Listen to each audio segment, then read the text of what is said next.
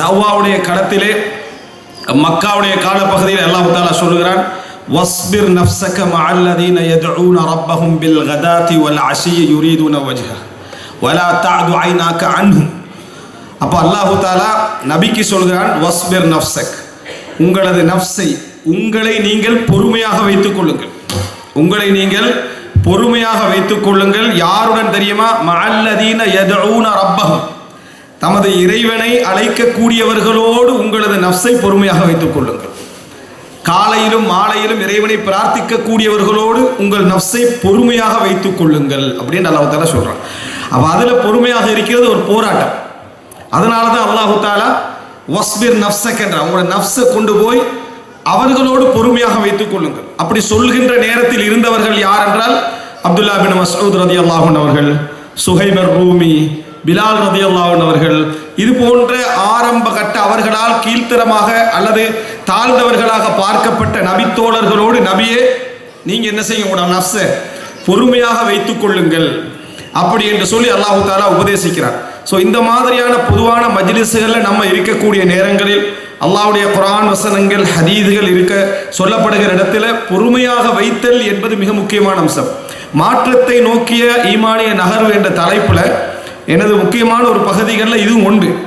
ஆனால் அதை ஆரம்பமாக நான் சொல்வதற்கான காரணம், உண்மையிலேயே எங்களது நஃப்ஸை நல்ல விஷயங்களில் பொறுமையாக வைத்துக் கொள்ளல் என்பது போராட்டம். எமது நஃப்ஸை நல்ல விஷயங்களில் பொறுமையாக வைத்துக் கொள்ளல் என்பது போராட்டம். அதனால தான் அஷத்து அன்வா அஸ்ஸபர் அலல் இபாதத், அதாவது பொறுமையாக இருப்பதிலேயே மிகவும் கடுமையான பொறுமை எது தெரியுமா? வணக்க வழிபாடுகளில் பொறுமையாக இருத்தல்.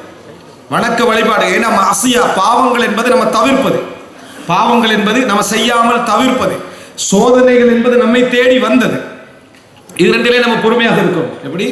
சோதனைகள் என்பது நம்மை தேடி வந்தது, பாவங்கள் என்பது நாம் தவிர்ப்பது.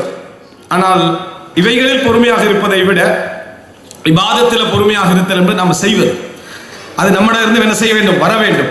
எனவே பொதுவாக எமது நல்ல மாற்றங்களுக்கு பின்னால் இருக்கக்கூடிய மிக பிரதானமான விஷயம் என்ன என்றால், நல்லவைகளிலும் நல்லவர்களுடனும் நாம் பொறுமையாக இருத்தல். பொதுவாக ஒரு மார்க்க நிகழ்ச்சி அப்படின்னு சொல்லப்படக்கூடிய நேரத்தில் நம்ம அந்த இடத்துல குர்ஆன் வசனங்கள் ஹதீஸ்களிலிருந்து விளங்கி படிப்பினை பெறுதல் என்பது இரண்டாவது கட்டம். அது இரண்டாவது கட்டம். முதலாவது கட்டமே என்ன தெரியுமா? இது போன்ற மஜ்லிஸ்களில் எம்மை இணைத்து வைத்துக் கொள்வது, இது போன்ற மஜ்லிஸ்களில் எம்மை பழக்கப்படுத்திக் கொள்வது. அல் ஹைரு ஆதா, அப்துல்லா பின் மஸ்ஊத் ரலியல்லாஹு அன்ஹு சொல்கிறார்கள், நல்லது என்பது பழக்கப்படுத்தி வருவது, அது எங்கள்கிட்ட பழக்கமாக மாற வேண்டும். அப்படி என்றால் இது போன்ற மஜ்லிஸ்களில் நம்ம பயானுக்கு வருகிறோம், உரைகளை கேட்கிறோம், சில பொழுதுகள் நம்ம டயர்டாக கூட இருக்கலாம், அந்த வளமையின் காரணமாக நம்ம வரலாம், ஒரு மூலையில் எங்களுக்கு தூக்கம் கூட போகலாம், அது தவறு கிடையாது. ஆனால் அந்த நலவுக்காக, அந்த நலவுடைய வளமையை நாம மாற்றி விடாமல் இருக்க வேண்டும். அந்த மாதிரியான ஒரு பழக்கத்தை நம்ம உருவாக்கி கொண்டால் இந்த வசனத்துக்குள்ள நம்ம வருவோம். வஸ்பிர் நஃப்ஸக மஅல்லதீன யதுஊன ரப்பஹும் பில் கதாதி வல் அஷிய்யி யுரீதுன வஜ்ஹ, இறைவனது முகத்தை நாடி இறைவனை காலையிலும் மாலையிலும் பிரார்த்திக்க கூடிய மக்களோடு உங்களுடைய நஃப்ஸை பொறுமையாக வைத்துக் கொள்ளுங்கள். அப்படி பொறுமையாக வைப்பது மிகவும் கஷ்டமானது. ஏன் தெரியுமா? வலா தஅது ஐனாக அன்ஹும் துரீது ஸீனத்தல் ஹயாத்தித் துன்யா, இந்த உலகத்துடைய அலங்காரங்கள் நம்மளை ஈர்க்கும், நமது அலங்காரங்கள் நம்மளை தொடர்ந்து ஈர்த்து கொண்டே இருக்கும். அப்ப அந்த உபதேசத்தின் தொடரில் அல்லாஹ் தஆலா சொல்லுகிறான், உங்களது கண்கள் இவர்களை தாண்டாமல் பார்த்து கொள்ளுங்கள். உங்களது கண்கள், நீங்க யாரோட பொறுமையாக இருக்கிறீர்களோ அவர்களை தாண்டி செல்லாமல் பார்த்து கொள்ளுங்கள் இந்த உலகத்தின் அலங்காரங்களை நோக்கி. அப்படின்னா இந்த கண்களை நீங்க திருப்பினீங்கடா, இந்த கண்கள் அந்த பக்கமெல்லாம் கொண்டு போனீங்கடா, உங்க நஃப்ஸும் அதுக்கு பின்னால் என்ன செஞ்சிடும்? போய்விடும். அதனால் உங்க பார்வைகளை நீங்க என்ன செய்யுங்க? தாழ்த்திக் கொள்ளுங்கள், இதற்குள்ளேயே பொறுமையாக வைத்துக் கொள்ளுங்கள். சூரா தௌபாவிலே அல்லாஹ் தஆலா சொல்கிறான், ஃபலா துஜிபுக அம்வாலுஹும் வலா அவுலாதுஹும், அவர்களது பிள்ளைகள், அவர்களது பொருளாதார அலங்காரங்கள் உங்களை கவர்ச்சிக்குள்ளாக்கி விட வேண்டாம். ஒரு முஃமினுக்கு இந்த உலகம் தேவை, பொருளாதாரம் தேவை, வாழ்க்கை தேவை, ஆனால் திசை திருப்பக்கூடாது. அவைகள் என்ன செய்யக்கூடாது? திசை திருப்பி விடக்கூடாது. அதனால தான் அல்லாஹ் தஆலா குர்ஆனிலே சொல்கிறான், சஅஸ்ரிஃபு அன் ஆயாத், என் வசனங்களை விட்டும் நான் அவர்களை திசை திருப்புவேன் என்றார். யாரெல்லாம் புறக்கணித்து வாழ்கிறார்களோ அவர்களை நான் திசை திருப்பி விடுவேன் அப்படின்னு அல்லாஹ் ரப்பல் ஆலமீன் சொல்லுகிறான். எனவே அல்லாஹ் தஆலா அதாவது இன்னமா யுரீதுல்லாஹு லியுஅذிபஹும் பிஹா ஃபில் ஹயாத்தித் துன்யா. இந்த பொருளாதாரங்கள், இந்த குழந்தைகள், பிள்ளைகள், இவைகளை கொண்டு அல்லாஹ் அவர்களை உலகத்தில் வேதனை செய்ய விரும்புகிறான். எப்படி அது? பொருளாதாரங்கள், இந்த உலக அலங்காரங்களை கொண்டு இந்த உலகத்திலே அவர்களுக்கு அதாபை கொடுக்க விரும்புகிறான் என்று அல்லாஹ் தஆலா சொல்லுகிறான். வதஸ்ஹக அன்ஃபுஸுஹும் வஹும் காஃபிரூன். அவர்கள் காஃபிர்களாக இருக்கின்ற நிலையில் அவர்களை விட்டு உயிர்கள் நீங்குவதை அல்லாஹ் விரும்புகிறான். அதனால தான் அல்லாஹ் தஆலா அப்படி அவர்களை திசை திருப்பி வைத்திருப்பதாக அல்லாஹ் தஆலா சொல்கிறான். எனவே அன்புள்ள சகோதரர்களே, மாற்றங்களிலேயே ஒரு மனிதன் ஈமானிய நகர்வை நோக்கி மாற வேண்டும் என்றால் ஏன் எதற்கு என்று கேட்காமல், ஏன் எதற்கு என்று யோசிக்காமல் நல்லதோடும் நல்லவைகளோடும் நம்ம என்ன செய்யணும்? தொடர்பு படுத்திக் கொள்ள வேண்டும், வளமைப்படுத்திக் கொள்ள வேண்டும், உருவாக்கி கொள்ள வேண்டும். ஒரு மனிதர், ஒரு சகோதரர் அவர் மௌத்தாவதற்கு 3 நாளைக்கு முன்னால சுபகுடைய ஃபஜ்ருடைய அதான் கேட்கிறது. சக்கராத்துக்கு முந்தைய கால நேர பகுதியில் அதான் கேட்கிறது. அவருடைய கைகள்லாம் பேரலைஸ்ட், பாரிசவாதம், பக்கவாதம் அப்படி இருக்கிறாரு. அவரால் பேச முடியாது. அந்த நேரத்தில் ஃபஜ்ருடைய அதான் சவுண்டு கேட்கிறது. அவருடைய கண்களால் கண்ணீர் என்ன செய்யுது? போகிறது. வழிகள் அவருக்கு பெரிதாக தெரியல. அவருடைய நேரங்கள், அவர் படுற கஷ்டங்கள் பெரிதாக தெரியவில்லை. அதுவரைக்கும் அளவும் இல்லை.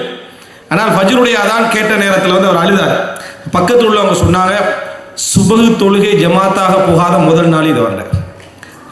அவர் தஹஜ்ஜுதிலே பள்ளியிலே அன்றாடம் இருக்கக்கூடிய மனிதர், அதான் சொல்லக்கூடிய மனிதர், பள்ளியோடே தொடர்புடைய வாழ்க்கையோடு இருந்த மனிதர்.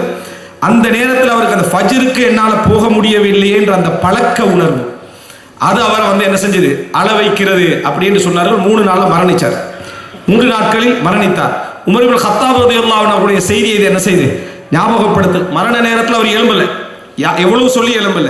அப்போ அவரிடத்துல சலான்னு சொல்லுங்க, தொழுகை என்று சொல்லுங்க என்ற நேரத்தில் உமர் ரலியல்லாஹு என்ன செஞ்சாங்க? பேசினார்கள். இதெல்லாம் உணர்ந்து பேசுவதல்ல, சிந்தனைக்கு எடுத்து பேசுவதல்ல, எங்கள் நாடி நரம்பு ரத்தங்களில் நல்லவைகள் கலந்த பின்னால் வரக்கூடிய வார்த்தைகள். அந்த நல்லவைகள் இணைந்த பின்னால் வரக்கூடிய வார்த்தைகள், அதெல்லாம் பழக்கப்படுத்தல்.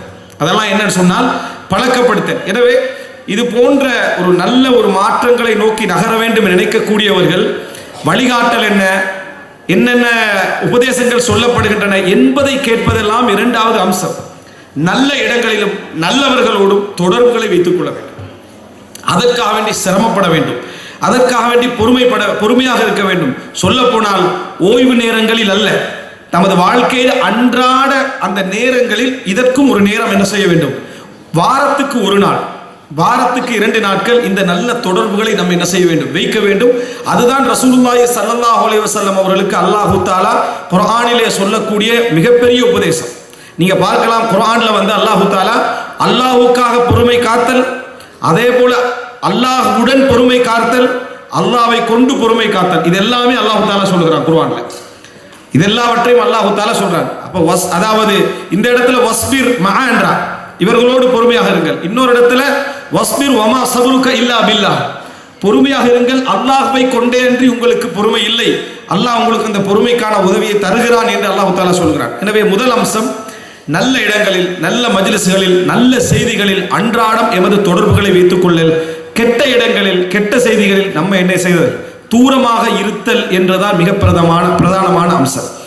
இமாம் இப்னு தைமியா ரஹிமஹுல்லாஹ் அவர்கள் சொல்லுகிறார்கள், அன்-நுஃபூஸ், மனது எப்பொழுதுமே ஒன்று இல்லை என்றால் அந்த இடத்தை இன்னொன்று ரீப்ளேஸ் பண்ணிடும். ஒன்று இல்லை என்றால் அந்த இடத்துக்கு இன்னொன்று கொண்டு வந்து வைத்துவிடும்.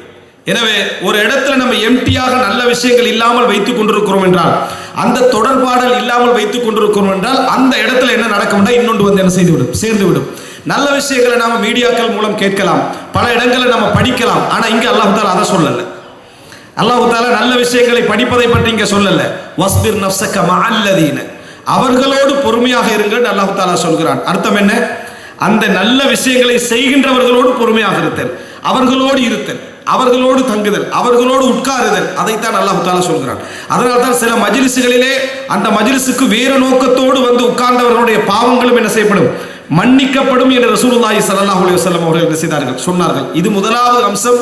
ஒரு ஈமானிய மாற்றத்தை நோக்கி நகர வேண்டும் என்று நினைக்கக்கூடியவர்கள், நம்ம எவ்வளவு பெரிய பாவிகளாக இருந்து விட்டு போகலாம், நம்ம எவ்வளவு பெரிய தவறு செய்கின்றவர்களாக இருக்கலாம், நம்ம நல்லவர்களிடம் நல்ல செய்திகளிடம் உட்காருகின்ற ஒரு பழக்கத்தை நமக்குள் வளமைப்படுத்தி என்ன செய்ய வேண்டும்? அதாவது ஏற்படுத்திக் கொள்ள வேண்டும். இது முதல் பிரதானமான அம்சம்.